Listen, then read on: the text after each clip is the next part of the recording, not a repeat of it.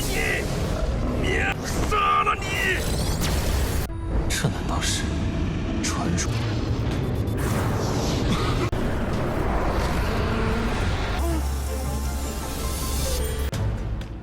诸葛国师。 Halo semuanya, bagaimana nih kabar kalian? Pada kesempatan kali ini, Mimin akanlah melanjutkan Tonghua dari Alchemy Supreme atau yang kalian kenal sebagai Lord Peitian. Untuk di part sebelumnya, Peitian telah berhasil memenangkan 3 kompetisi sekaligus. Kini, dia telah memasuki Grand Final. Tetapi secara tiba-tiba, Pangeran Xiaoyou meminta bantuan kepada dirinya karena untuk sang kaisar telah terkena penyakit. Kalau begitu, langsung saja kita masuk ke dalam ceritanya.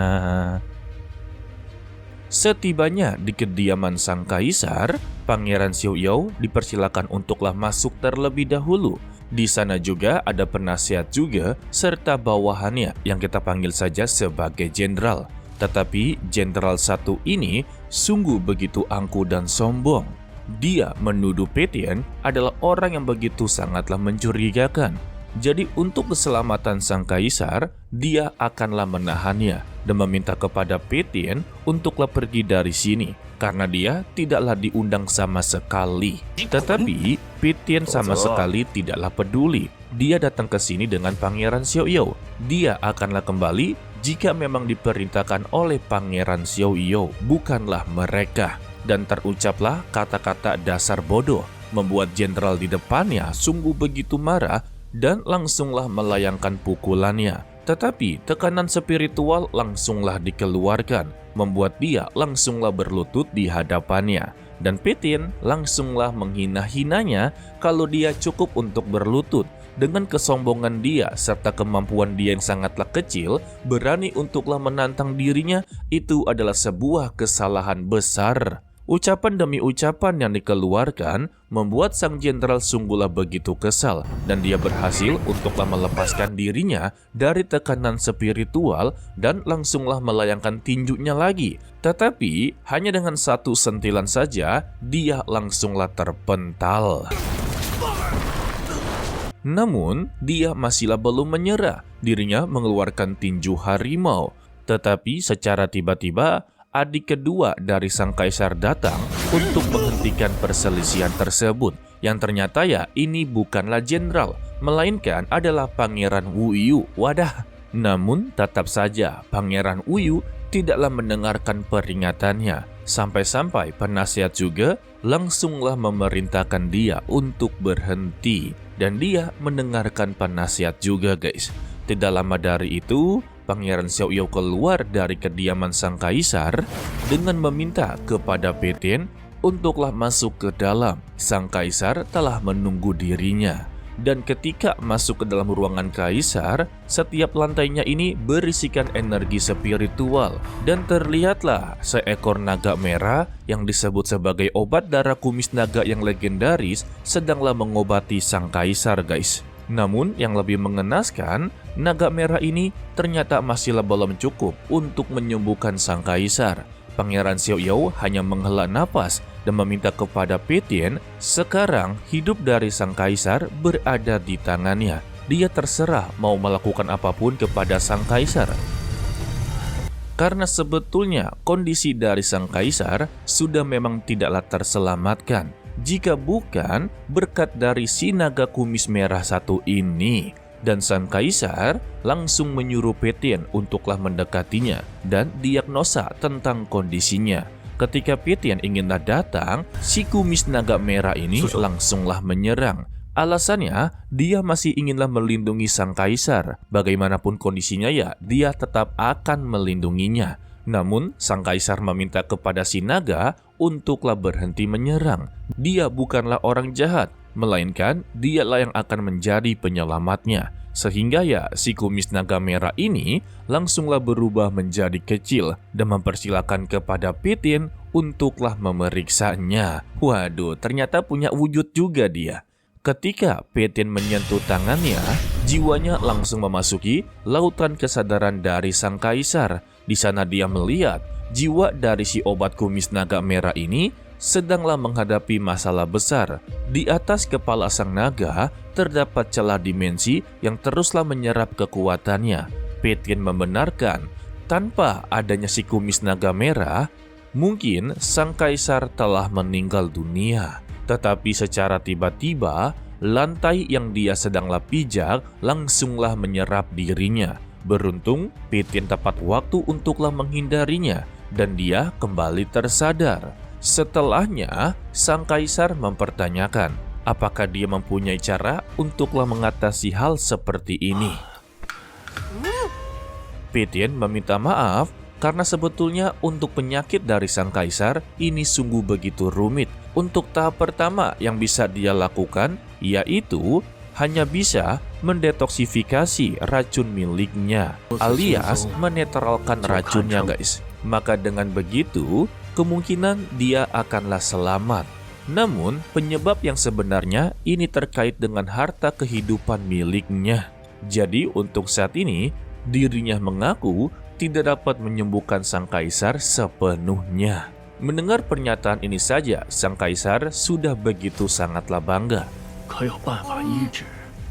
Karena berbagai alkemis yang dia panggil sama sekali tidaklah bisa melihat kondisinya. Tetapi Petin dengan begitu mudah dapatlah melihat kondisinya, bahkan ya bisa memberikan sebuah solusi. Dan dia mengakui kalau Petin adalah orang yang memiliki kemampuan yang begitu luar biasa. Lalu dia meminta kepada sang kaisar untuk mempersiapkan pil detoksifikasi tingkat tertinggi. Mendengar itu, Xiao Yao langsunglah bergerak dengan cepat. Dia akanlah memerintahkan seluruh pasukan kerajaan untuklah mencari bahan-bahannya. Tetapi ya, Petin langsunglah menahan dan meminta izin kepada sang kaisar. Mungkin untuk kali ini dia akanlah menyusahkan Pangeran Xiao Yao untuklah bergerak sendiri. Dari perkataannya ya, sang kaisar sudah mengetahui apa yang dimaksud oleh Petin. Kalau di dalam kerajaannya ini ada seseorang yang diam-diam untuklah ikut campur. Xiao Yao membenarkannya. Buktinya saja ketika Petin datang ke sini, Pangeran Yu alias Yuxian mencoba untuklah menghalangi perjalanan dari Petin. Mendengar itu, sang kaisar sungguhlah marah dan meminta kepada Pangeran Xiao Yao untuklah memanggilnya dan datanglah ke hadapannya untuk meminta maaf kepada Petin. Sehingga Xiao Yao langsunglah keluar dari kediamannya dan penasehat juga sungguh terkejut kalau Petin sama sekali tidaklah keluar dan berpura-pura untuklah khawatir karena Petin bukanlah orang yang berasal dari kerajaan. Meninggalkan orang yang berasal dari luar dengan kondisi dari sang raja ini adalah sebuah kesalahan besar. Ya sebetulnya itu benar. Tetapi Xiao Yao tidaklah menggubris pertanyaan dari penasehat juga. Dia langsunglah menghadap kepada Pangeran Yu untuk memberikan perintah kalau sang kaisar meminta kepada dia datang kepada Su Petin untuklah berlutut dan meminta maaf, sembari memberikan sebuah gulungan titah. Mendengar perintah tersebut, dia sungguhlah tidak terima. Tetapi penasihat juga langsunglah melotot ke arahnya, membuat Yuxian langsunglah menuruti perintahnya. Dan dia pun berlutut dan meminta maaf kepada Petin yang sedanglah berada di dalam. Dirinya sedanglah disibukkan untuklah membuat satu pil detoksifikasi sementara waktu. Karena untuk bahan sebenarnya masihlah dicari oleh Pangeran Xiao Yao. Setelah dia berhasil membuat satu pil, dia pun memberikan kepada sang kaisar. Dan pil tersebut benar-benar ampuh. Racunnya tiba-tiba menghilang. Meskipun ini hanyalah sementara waktu, setidaknya bisa membuat sang kaisar menarik nafas dengan begitu lega. Sang kaisar ya sungguh begitu berterima kasih. Dia memang benar-benar alkemis yang memiliki keterampilan medis yang tak tertandingi. Dan akhirnya sang kaisar terbuka kepada Petin. Dia menceritakan penyebab dirinya bisalah menjadi seperti ini dikarenakan ya harta karun hidup miliknya telah dirusak oleh orang-orang pengkhianat. Dan Petin sungguhlah penasaran siapa pengkhianat-pengkhianat tersebut. Sayangnya, sang kaisar belum sempat untuklah mengidentifikasi pengkhianat tersebut. Namun, dia sangatlah yakin pengkhianat tersebut telah bersembunyi tepat di sampingnya. Atau lebih tepatnya, orang-orang yang telah dia percaya selama ini telah menjadi pengkhianat, guys. Dan Pétain langsunglah menembaknya. Mungkin itu adalah penasehat juga. Tetapi ya, sang kaisar tidaklah berpikir seperti itu. Baginya itu sangatlah mustahil. Sebab untuk penasehat juga dan juga Pangeran Xiaoyou adalah orang yang palinglah dia percaya. Jadi ya, dia meyakini kalau mereka berdua tidak akanlah pernah menyakiti dirinya. Untuk saat ini, Pétain mencoba untuklah mempercayainya. Jika memang bukan penasehat juga, lantas siapa lagi? Dan Pétain teringat dengan satu orang. Tetapi kita akanlah mengetahuinya di part berikutnya, guys. Kira-kira siapa ya? Kalau Mimin sih berpikirnya kepada tetua yang berada di samping penasehat juga. Tetapi ya, penasehat juga haruslah diwaspadai.